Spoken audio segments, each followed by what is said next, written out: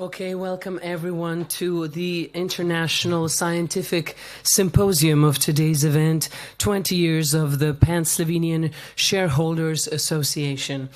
Since we have most of the international guests, this will be held in English. And who are we hosting today? So the president of the World Federation of Investors and the manager of Shareholders Association of the United Kingdom, ShareSoc, Mr. Mark Northway.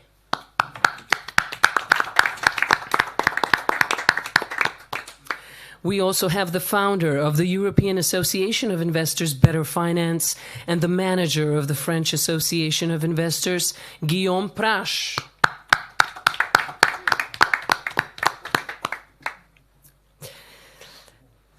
Furthermore, we are also hosting the president of the Austrian Association of Shareholders, Florian Beckermann. We would also like to welcome the president of German Association of Shareholders, Kristjana Verbič. The rector of the Alma Mater Europea and the president of the Expert Council, Mr. Ludwig Toplak. And Elisabeta Zirenstein, General Secretary of Association of Work Councils of Slovenia and a professor at the University of Primorska. So welcome to today's event. We will be starting right now. Thank you very much.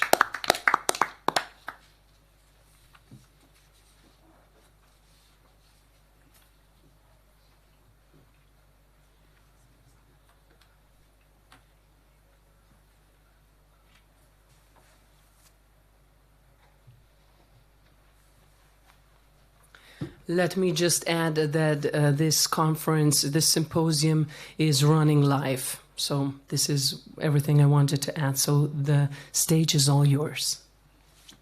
Thank you very much.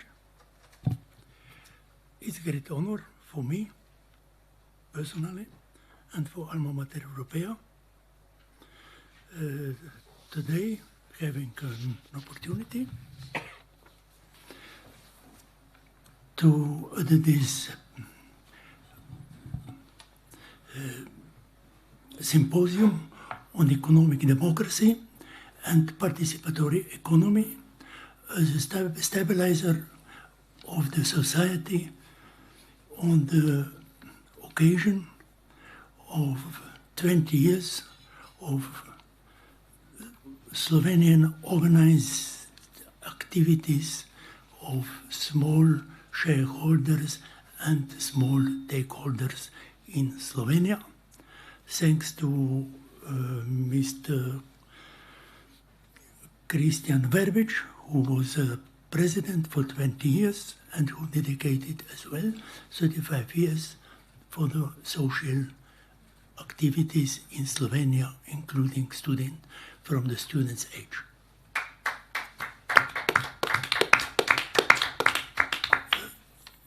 In the contemporary debates on economic, social and political and cultural contradictions, the issues of ownership remains a central issue.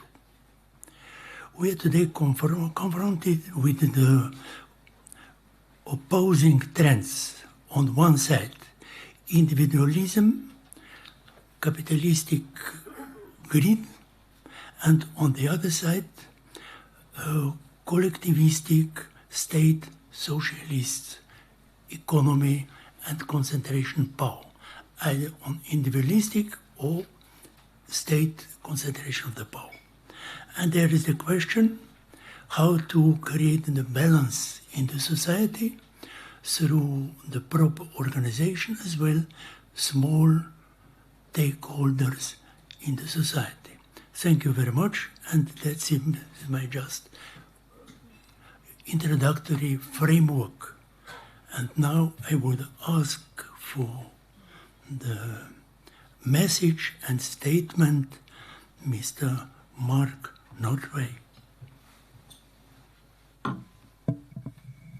Thank you very much. So I think the question that arises when looking at finding an alternative way to capitalism on the one side and state control on the other side, is whether or not what is proposed in the middle ground is real or is theory. So I think it's worth looking at what is happening around the world, just to get just as a background to the conversation, and starting, I guess, with the United Nations. The United Nations has declared 2025 to be the International Year of the Cooperative, and that's recognizing the social benefits and the sustainability benefits that cooperatives bring to society. In the United States, there are now 6,548 ESOPs, employee share ownership plans, and these cover 14.9 million participants and $1.8 trillion in assets. That number is growing. That 6,548 is growing by approximately 260 a year. So there is a continuous push towards towards employee ownership in the United States. This is being driven very much by what is referred to as the silver tsunami, which is retiring business owners who who pass their businesses to employees through a managed transition process. But in the United States, the large corporations are not expanding their employee ownership at a similar rate to the smaller companies. And the impact of private equity acquisition is also disturbing the development of employee ownership. In Europe, similarly, employee ownership is increasing, particularly among startups and small and medium enterprises. Again, it's declining in large companies, particularly in France. Employee ownership in Europe is estimated to have moved from 12% in 2017 to 16% in 2024 overall. In Spain, we have the example of Mondragon, which is perhaps the most famous and successful example of economic democracy. In Italy, in Emilia-Romagna, we have a major concentration of cooperatives. In the UK, the number of employee-owned businesses has tripled in the last decade, from 100 to 700. The sector is predicted to expand to 5,000 businesses by 2030. It contributes currently approximately £30 billion annually to the economy. And there are estimates, although they are claims perhaps rather than estimates, that employee ownership makes businesses up to 40% more resilient during downturns, significantly more productive, significantly more profitable, and that staff turnover reduces substantially. In Germany, we have the long-standing tradition of public banking in the form of the Sparkassen and the Landesbanken. And we also have co-determination. Companies with more than 500 workers are required to have worker representatives on the supervisory boards. And I'll just take a detour for a second. I worked for one of the German Landesbanks, and I was very surprised indeed when a young lady who was several organizational rows beneath me in the organization phoned me up one night and asked me for the top secret business plan that we'd been preparing for several months. And I asked her how, or on what basis I was supposed to give it to her. And she explained that she was sitting on the supervisory board as a workers' representative and I had no choice. So these things have teeth. In Slovenia, there is a strong tradition of workers' cooperatives. There is a continued development of the ESOP model, and we have seen participatory budgeting taking place in Maribor. So that's a sort of quick glance around the world. Just before we start, I think the title of the session refers to economic democracy and participatory economy, which have very specific meanings. We may need to go back to Professor Toplak for a broader description. But I would also throw into the mix what I refer to as egalitarian capitalism, which I think fills the spectrum. So you have egalitarian capitalism, which keeps markets but regulates them for fairness. It allows it looks for progressive taxation to reduce imbalances in society. You then have economic democracy, which introduces worker control while keeping markets. And the capital allocation therein is determined democratically. And you have the participatory economy, which is the closest towards the socialist model, I guess, which removes markets in favour of democratic planning, and in the corporate sphere generally involved in the expropriation. It generally involves an expropriation from existing owners. Thank you.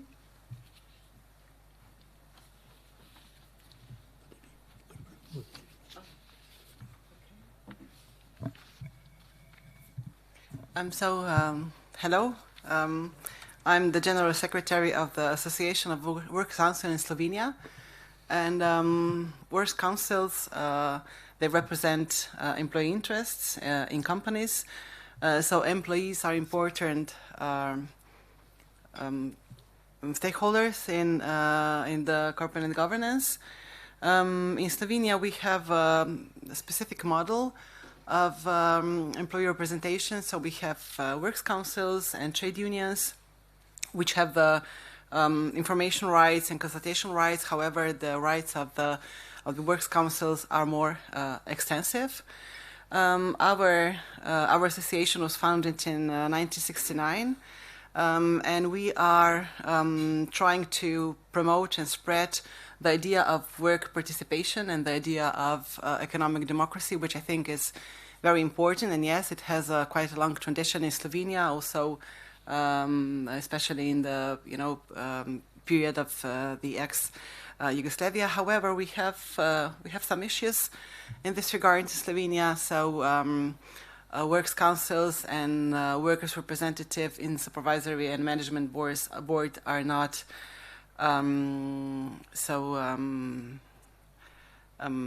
the workers have the right to found the works council. However, they are not obligatory.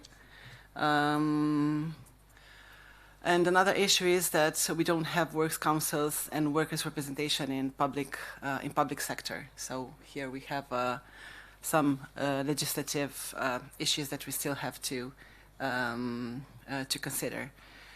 Works councils are not involved in collective bargaining and setting employee rights, okay? But they have a very important function in supervisory boards. And my opinion is that Slovenian managers, they are not very well informed about the powers of Works Council, and especially the ways they could, lean on Works Councils and involve them in management decisions. So we are trying in our association to inform them, maybe to support them in this regard. However, it is often thought in practice that Works Councils are just some kind of trade unions with similar, with similar activities, with similar rights. And the management in companies is not very found on this, on their participatory rights. They don't have problems with direct workers' participations, but when it comes to, employee representatives in governing boards, they don't like it very much. Okay, so we still have, some work in this regard. Okay, so thank you. This thank is all you, for me, Professor for beginning. Elisabetta Zierstein. So we heard some words on the international global approach on participative economy, and as well some Slovenian tradition, that is the continuity of so-called self-management system as we had before 1990. And next I would ask for the message, for the words Mr. Julian Prasch, President of European Investors Association, and French. Thank you. Thank you, Professor Toplak. I'm not president, but I'm the founder of the European Federation of Investors.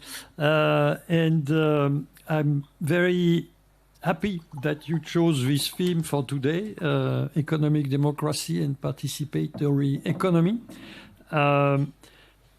In fact, in France, in the 1960s, we had a president, he was really president, called Charles de Gaulle, who wanted to introduce participatory economy in France. And what he called, and what we call in France, people capitalism. So you can oppose capitalism to state control, but within capitalism, we think what is good, for reasons already speakers mentioned, is that it is benefiting people. And people's capitalism is a capitalism that is not a crony capitalism, that is not a greedy, individualistic capitalism that I think is a trend right now, especially, for example, in the US, and especially surfing on the digital innovation. And it is not what we have a lot in Europe, financial capitalism, where in fact you have breaking down between what we call agency owners, so let's name them, custody banks, investment funds, pension funds, insurers. They often, nominees, for example, in the UK, most often they have the rights, the legal rights to vote your shares, our shares. So it's the difference between agency owners and, I hate this term, but maybe Mark, who is from the UK, can talk about it, beneficiary owners. No, beneficiary, where are the benefits when you take all the risks of the investments because you paid for the shares, you will get the losses and possibly the reward, but you are deprived of the voting rights and deprived of engaging, deprived of any empowerment. It's very widespread in Europe. I mentioned custody banks because as soon as you want to vote your shares outside of your home country, for example, if you're a Slovenian and you have German shares, you don't know where are your shareholders' rights. Usually they sit with some custody bank. What they will do with it, you have no clue. So this is important really to push people capitalism. Mark, thank you for the panorama you gave for all Europe. You mentioned briefly, so de Gaulle, what he did in the 60s, he developed employee share ownership in France. He started it, he created it, and also corporate long-term savings plans. And in both cases, it empowers the workers, but also the workers usually have created associations of employee shareholders or to help co-manage these corporate long-term savings. And in France now, you have 3.5 million employee shareholders, probably the biggest rate in Europe, but Mark will correct me if the UK is not even doing better than that.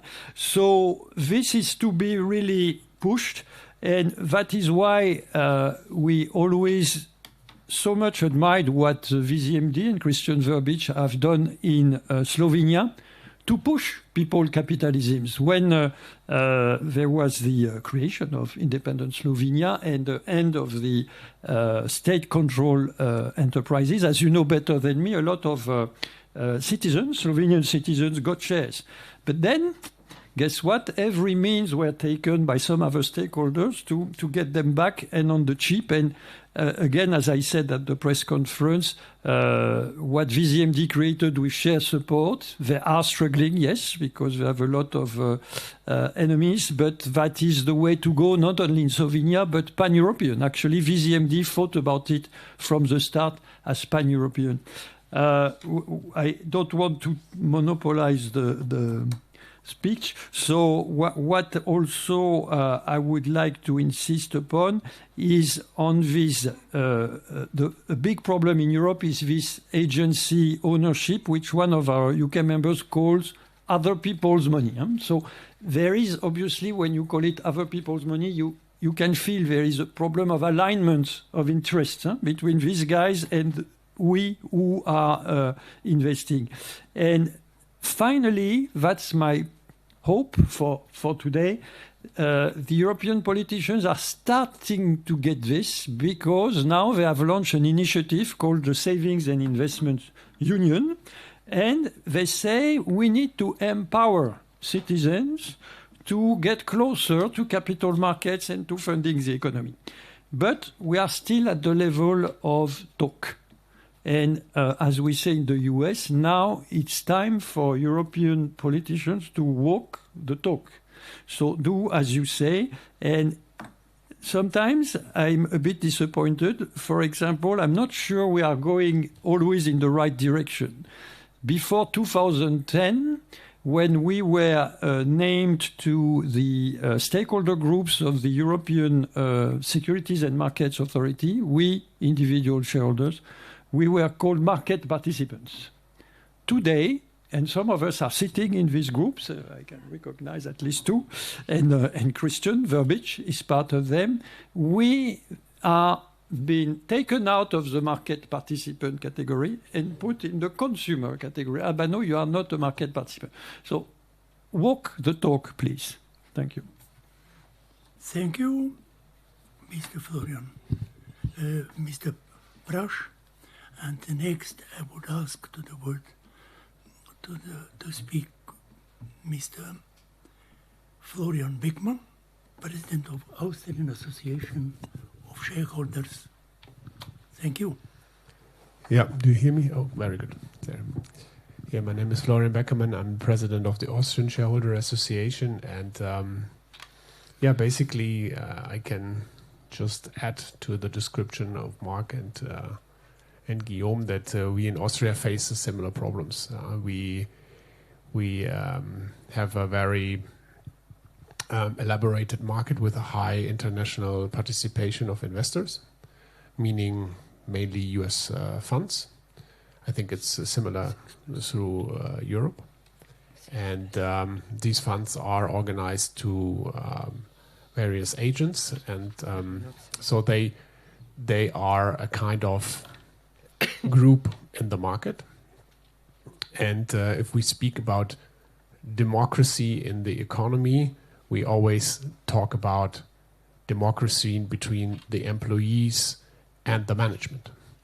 But in this situation, we talk about the democracy inside the shareholder structures.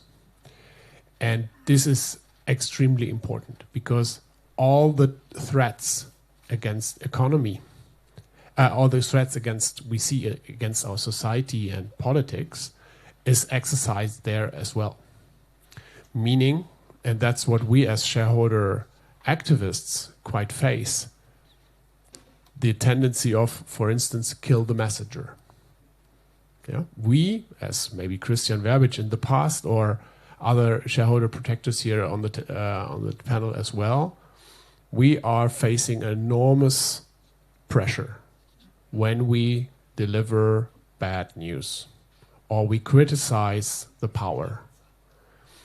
And this is an observation which has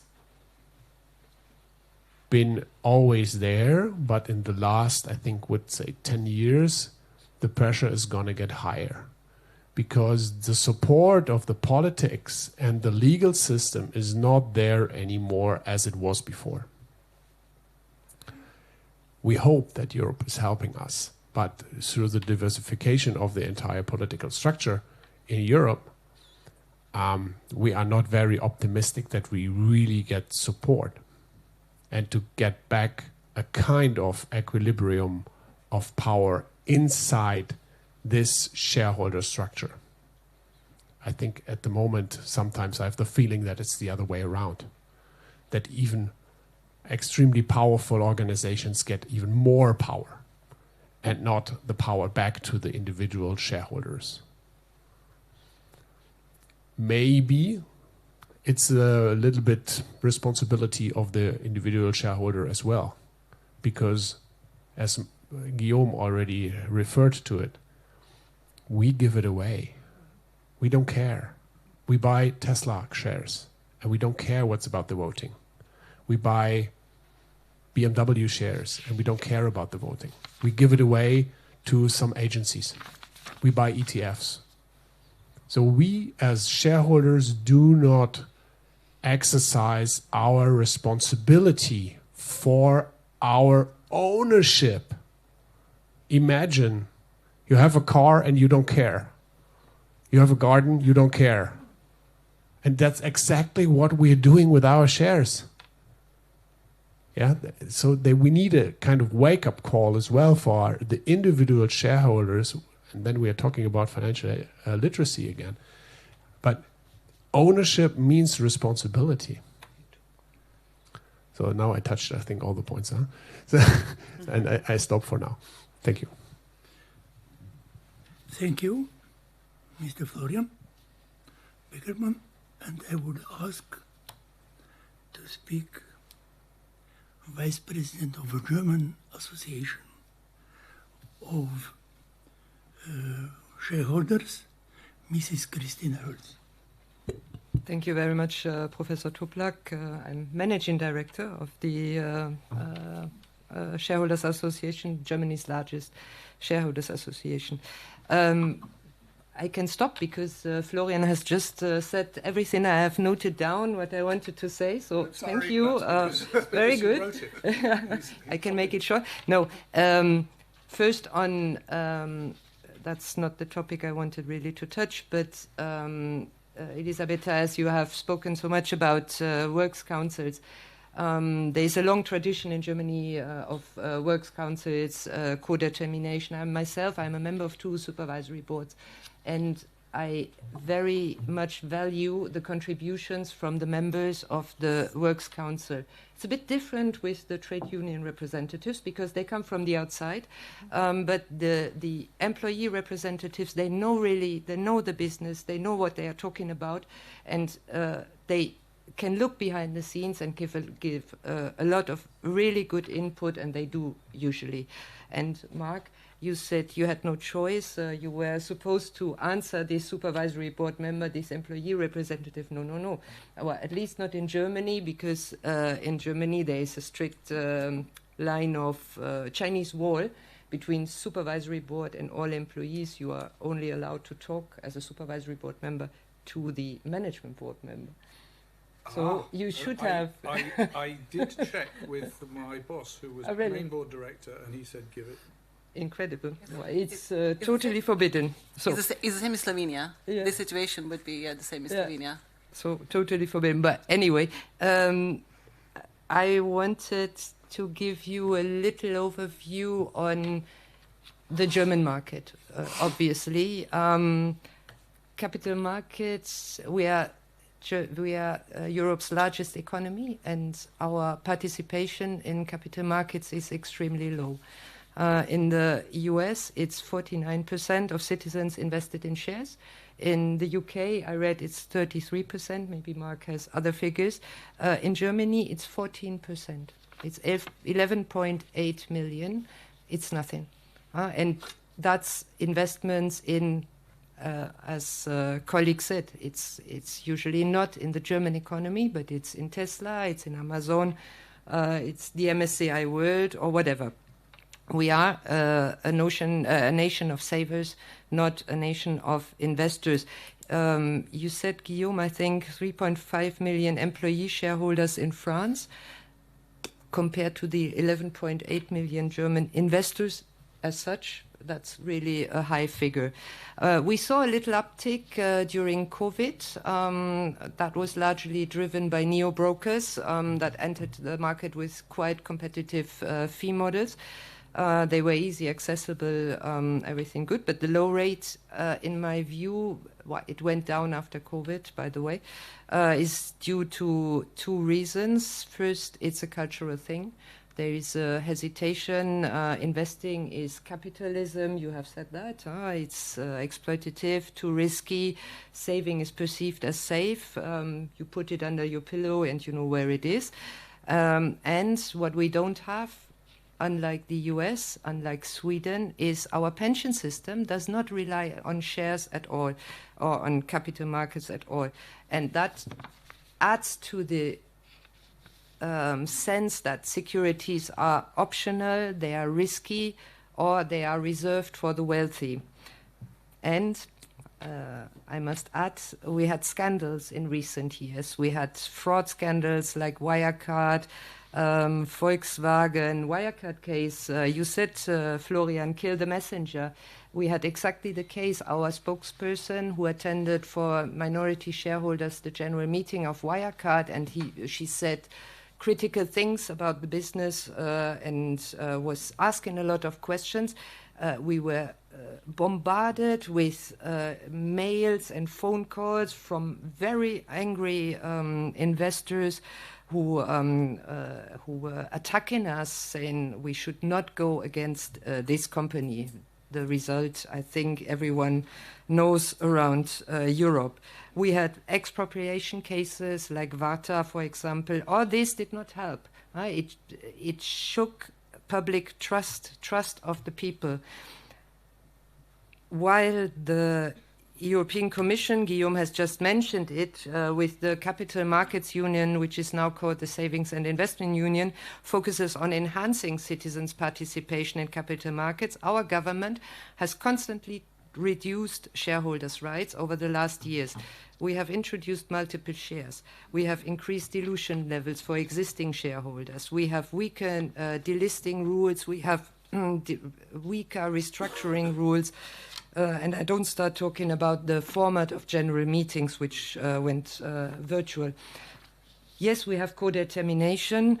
That's on the good side, but 6,500 ESOPs, employee share ownership in Germany, is not at all developed. All this supports the risk aversion and unfortunate misperception of investment. So what do we need? And I will make it short. We need a change of mindset to make citizens understand that investing is not speculation. It's taking over, and now I come to your points, it's taking over ownership, which comes with rights, and it comes with obligations.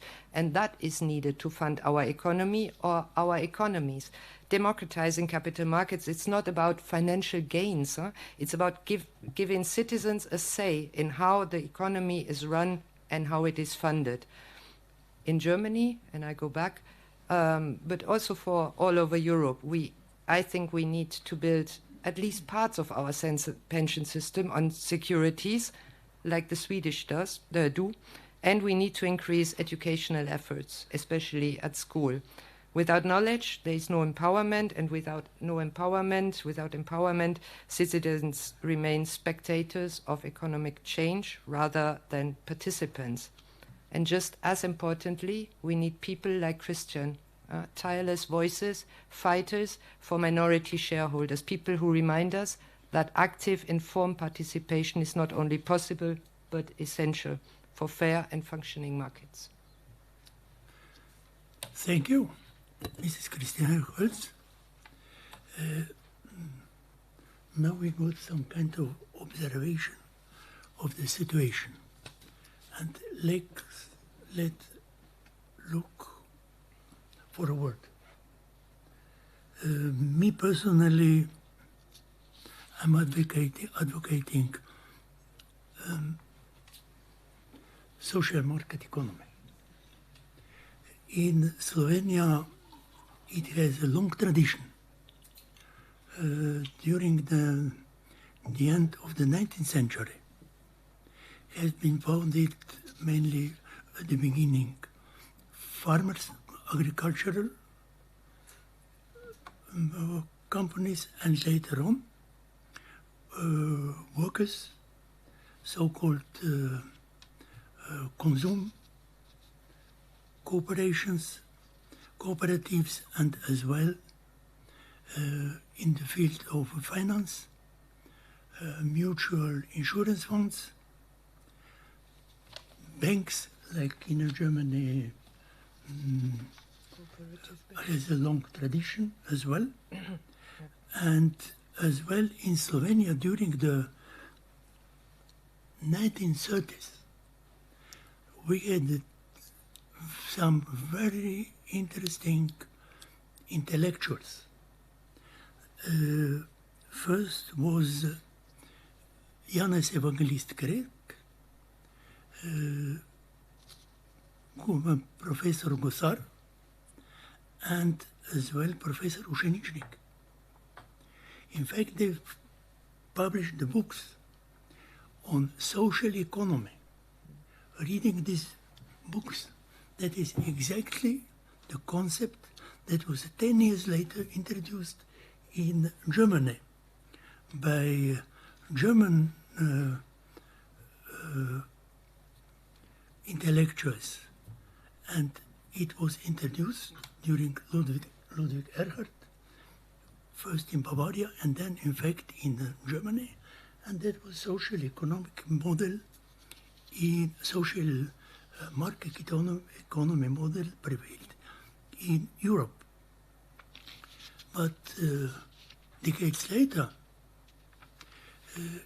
we could recognize that cooperatives have not been competitive to the individualist, to the individual companies. And that's why today we could see in Europe as well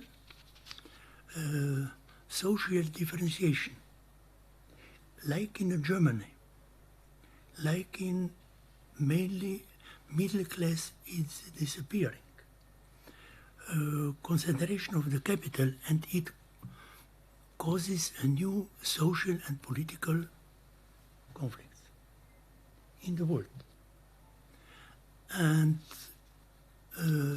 we could see that there are new concepts, like, for example, Mondragons in Spain, that's a model, but Muhammad Yunus, for example, in India, Nobel Prize laureate, as well, for example, Joseph Stiglitz, he's as well emphasizing the need of the participation of the workers and smaller stakeholders. And we could see that as well, very interesting, new Pope,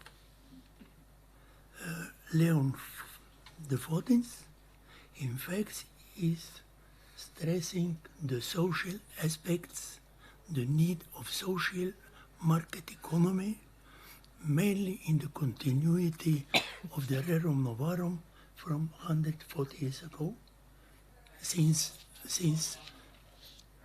1891. Leon XIII. And that's why I would ask our distinguished guests, what is the vision for the future? What is expected in the world, in Europe, and in Germany, that is the biggest economy in Europe, and as well in the closest neighbor in Austria. We should not forget that, in fact, so-called self-management model that was in former Yugoslavia, that was in fact some kind of cooperatives, but the term property ownership was politically not opportune. Is not allowed to use the name workers. Workers, in fact, have been since 71 owners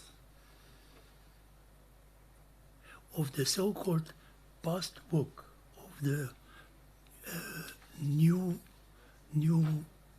created profit. But it was politically not allowed to use this word, because even political Communist Party, Yugoslav Communist Party, was afraid of the Russian to be accused of the so-called revisionism. And anyway, in Slovenia, it has a long tradition. Today we are faced a new situation, and I would ask what, especially to give our young generation, our young businessmen, to give a new hope and new vision to encourage them for the future. Thank you. You're welcome. Thank you very much. So, I mean, where we go in the future is probably less easy to talk about than where we are now and how that drives where we go. There is a pendulum, I think, that swings between these two market extremes, and it's subtle. Not everything points in the same direction. I think if you look at where we are today, we're seeing a growth in worker cooperatives, mainly in smaller companies. A lot of that we're seeing in Spain, in countries like Spain and Italy. We're seeing a growth in employee ownership, UK, USA, most of Europe. Again, smaller companies. We're seeing some participatory budgeting, New York, Paris, Sao Paulo. We're seeing trials of universal basic income, which is another means of reducing social inequality in Finland, Canada, and the US. And we're seeing public banking initiatives in US states and European regions. But against that, and probably heavier against that, we're seeing significant corporate consolidation. And within that consolidation, we're seeing a concentration of the voting power, particularly in unicorns. We're seeing privatization trends of utilities and activities which ultimately probably don't sit very well in private hands. And we're seeing declining union influence. And so it feels to me that the pendulum has probably swung too far in the pure capitalist, the individualist capitalist sense. And I see some dangers at the moment. The primary one of which is social imbalance, which is starting to come through in terms of public activity, but it's sporadic. I think the activities of private equity, and in particular the profit motivation of private equity and the means by which that profit is extracted, I think is a danger. We've mentioned voter apathy. I think the fact that individual shareholders and institutional shareholders do not take the responsibility of stewardship seriously enough. We talked about agency theory. The other main area of agency within the corporate world is the board of directors. The board of directors sits there in an agency function looking after the interests of the owners.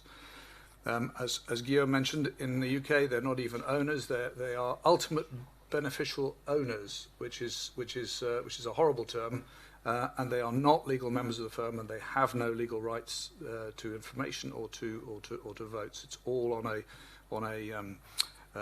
the willingness of the intermediary to pass on information and voting opportunities. Financial education, fundamental. I think we've lost our way on financial education. You cannot empower a generation to take seriously the responsibility of A, investing, and B, investing as a long-term owner unless they understand the framework into which they're investing, and that financial education needs to be addressed.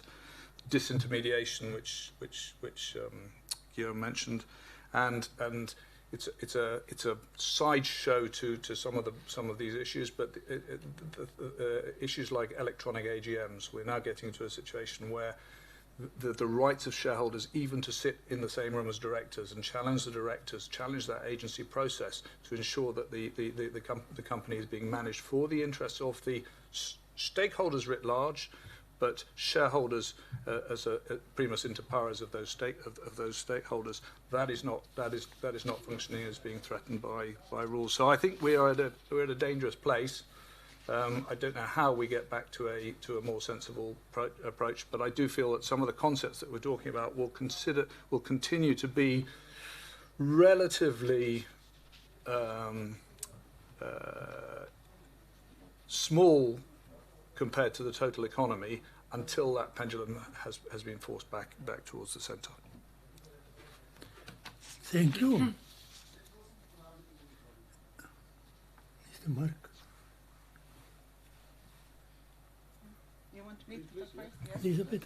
Yes, thank you. So I think in Slovenia, well, everything is not so bad. We have participatory budgets in, on a local level in municipalities. We are talking about introducing some financial education. In Slovenia, however, that is not decided upon yet. Then our government just put in the public debate the proposal of Workers' Cooperative Act, some kind of ESOP. Okay, so there is some development in this regard. However, I'm not very optimistic in this regard. I think the main problem is that the apathy of citizens that you mentioned. You know, the citizens think that that their involvement and their citizen voice will not have any effect. Okay, so I think this is a problem, and they don't think in a way that they're not even involved in the democratic processes in politics.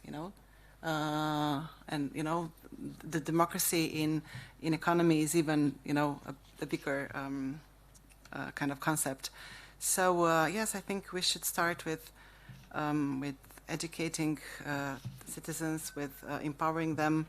However, I think that better times will come when generations will change. Okay, I think that the current generation, which is in politics and in in economy, it's a problem of mindset, problem of culture. You just, cannot just change this from one day to another. So, we need to educate our, future deciders, and hope that they will run this world, and in a different way, and that they will really promote this social model also in economy. If I may, but the problem is that you're talking about a generation which, if you look at their investing habits,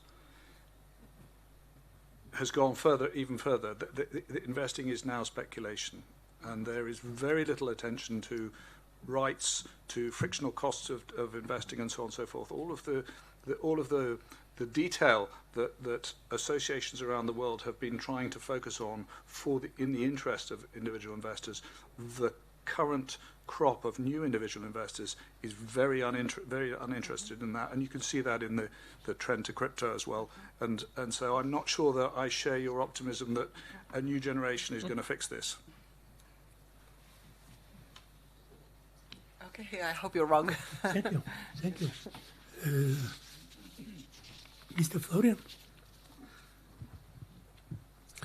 You touched a lot of points.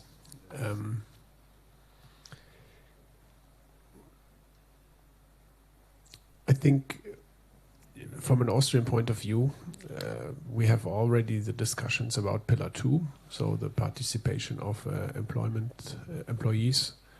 But we are not very positive with that, meaning without any tax candy, nobody will do that. So especially with the new government, which is more or less a unity government, so all parties are involved, besides the extremists, there will be no progress when it comes to more liberal standards in Austria. What we see as a positive effect is that we are a little bit lack of corruption and scandals right now, since I think 10, 15 years. So the last scandals in the real estate business are quite a long time ago. I'm not referring to Signa because this was not stock listed, so we are not involved in that. So I think that people are coming back to the Austrian market because they see that maybe governance is working better. And that makes me hopeful especially for Slovenia and the entire former Yugoslavian market. Because the lack of politics involvement, the professionalism of boards, the international approach of boards, the international compliance, international governance rules are so immense and so important for the developing of the market, you cannot underestimate it. And with this, we can see already an increase in shareholder participation in the population in Austria. So Kristjana has referred to the low participation of the population, but this figure has increased since Corona, since COVID, every year more than 3%. So we are now touching 27% of shareholdership. But it's very funny to get to this figure. Let me give you a small idea. If you ask people, do you have shares? Most of the people say, no, I don't have. Because it's the social environment that said, okay, the shares, it's very negative. But if you ask, do you have a fund? Oh, yes, of course. Oh, you have an investment fund. Then you have shares. Oh, no, that's not shares. And it's financial literacy again. But it's always the question how you ask if you make a survey. Yeah? So this figure, and the same, it was always with the same structure, this survey, has increased shareholdership in Austria. It's international. Unfortunately, it's not national. We would much more prefer if Austrian investors invest in Austria. But from one day to another, we see more international investors, which is a good sign for us as well, and a good sign for prices. And then I will come to the point of prices. What does it mean if you have a good governance? Speaking about Slovenia. If you have a good former state-owned company, which has a real bad governance, it's still on the stock market, but the shareholders will not get the right price, right? Because lack of governance. So the political involvement maybe, or some structures I don't want to mention, they just take money away from the shareholders. So it must be in the interest of all the shareholders, national and international shareholders, to develop a very high standard of governance inside the supervisory board and the management, and to get real international professional people making the job. And then I get the right prices on the stock market, and the entire market is functioning very good. So this is a general speaking, but I know that especially in Slovenia and our former Yugoslavian market, this is not very easy. We have seen in the past a lot of very national movements when it comes to special cases like Swiss francs conversion, which kicked out a lot of banks, especially Austrian banks, from the regional markets. Then it was not the governance out of the culture or the structure, it was the governance for the entire market negatively influenced by state laws and or high court behavior, which was not very good for the entire regional markets, to be honest. If your financial market is so deeply touched by this uncertainties of the treatment of various FX cases, international investors will say, if this is not closed, I will not touch Croatia. I will not touch Slovenia. And this is a challenge for the entire market and for the entire region. It's a challenge for Austria. It's a challenge for the Czech, Slovaks, Hungarian, entire Balkans. Everywhere we have to work on this governance story and to get a very international structure of governance, and we have to support each other. Last word to Slovenia. Slovenia is a very interesting market. As you know, it was known as the Switzerland of former Yugoslavia. It's a high education in Slovenia. It's a very international focused market. So the basis of Slovenia is already there. It's already good people with a good focus and international education and so on. It's all there. We just have, especially when it comes to Slovenia, to bring it together and to focus all in the same direction. Then it will work, especially in Slovenia, much more easier than in a more diverse societies in other countries. Yeah? Slovenia is small, but it's very versatile, flexible, and has a high level of international education and so on.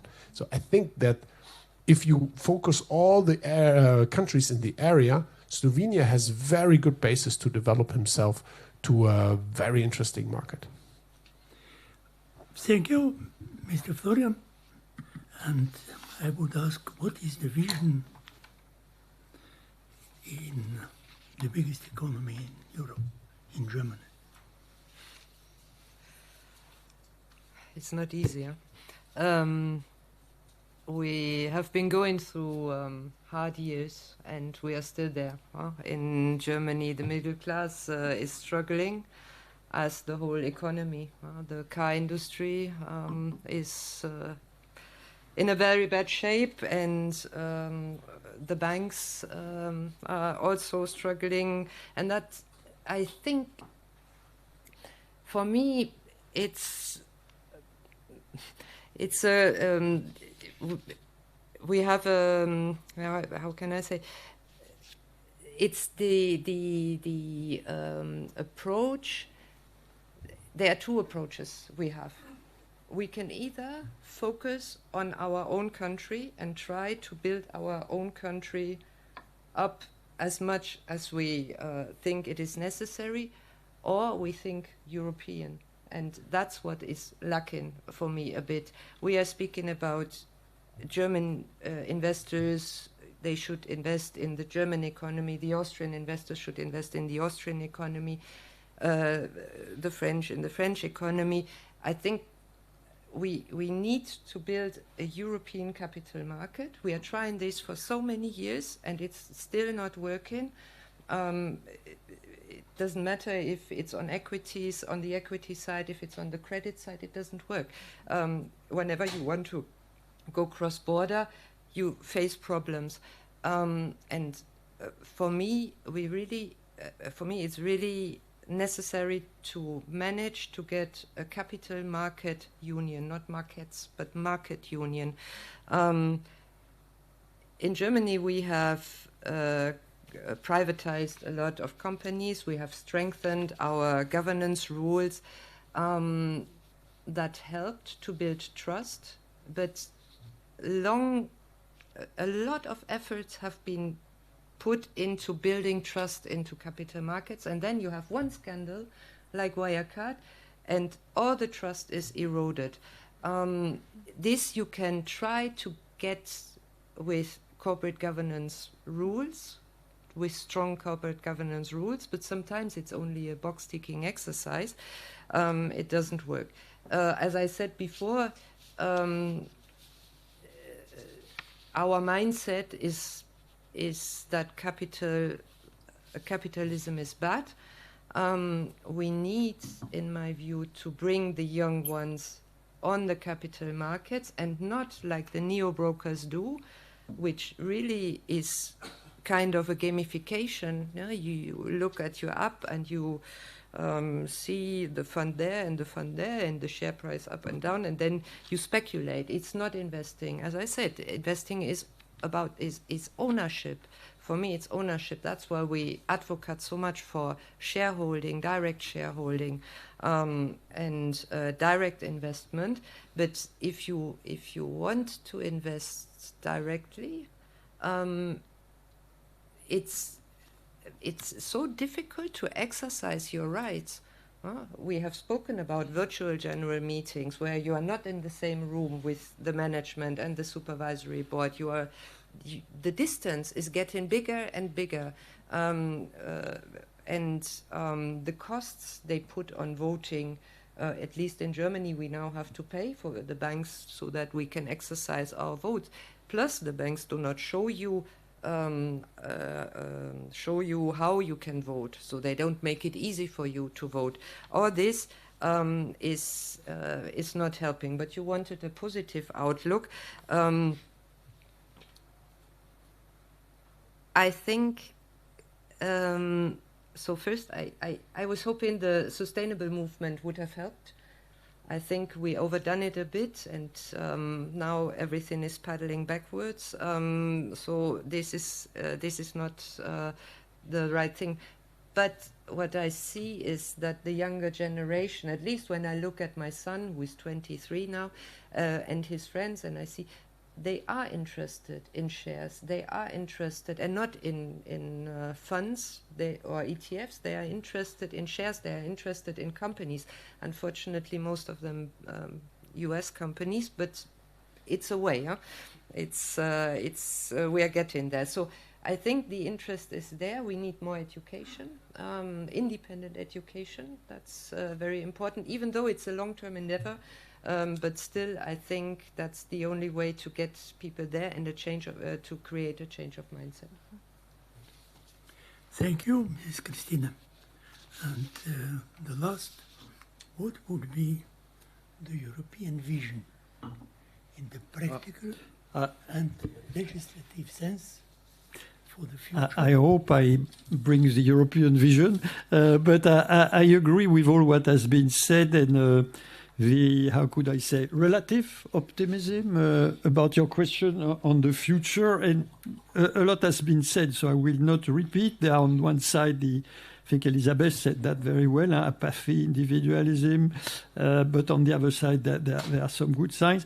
I think one key thing, two key things. So first, I think, yes, we are in Europe, all our countries, even Germany, we are getting small compared to the world. Huh? We are small. When you look at total European capital markets, it's only now a fraction of the US market. Huh? The EU market is probably, I don't know, 10, 12% right now of the US market. Yeah. So there is only one way. Even children know that. Huh? Union makes strength. Divisions, we will get even weaker, and Europe was an actor of humankind in the past centuries. We are becoming a subject of mankind, and we are losing all the levers. So that's one thing, and as you see, I show my conviction. The other thing is key. If we need to progress on what I call people capitalism, what you call the participatory economy, etc., is for the politicians to grasp the political importance and urgency of people capitalism. They haven't yet. We have pushed for decades now at Better Finance employee share ownership. And sometimes the government or a member state, a minister of finance, yeah. But then nothing. Still, the European Commission has not come up with one, priority plan on that. That's just an example. Because, and I think Professor Toplak at least will agree with me, it is extremely important politically because what we are doing right now is contributing to impoverish the European middle classes. That is going on right now. That's why Enrico Letta, former Prime Minister of Italy, last year published a report, quite famous report, commissioned by the European Authority. And he said, already one reason you need to have the savings and investment union is to get decent returns to individuals as savers and individual investors. And impoverishment of the middle classes, it is social stability, it is democracy that is at stake, in danger. And where do you think comes this trend in extreme voting? Elizabeth said, yeah, people are apathic, they don't vote, or they vote, but with emotions, with anger, with despair. Yeah. So European politicians must grasp this to put these priorities we all discussed about much, much higher on their agenda. Thank you. Thank you. So I would like to thank and ask the audience whether there is any question or any comment. We were too long already. Yeah. There's food waiting for them. Thank you. Thank you. Today is for me personally, it is the question how to ensure that capital market would be, and investment would be lawful, economically justified, professionally and ethically conducted, and to ensure as a political and as well the economic democracy and stability of the society, to create, I would say, the peaceful future for the people. Thank you. Thank you, everybody. Thank you very much. Our talk would be published afterwards. We would ask everybody to give his statement, his message, and his vision. Thank you. Thank you very Thank much. you. Thank you. Thank you very much.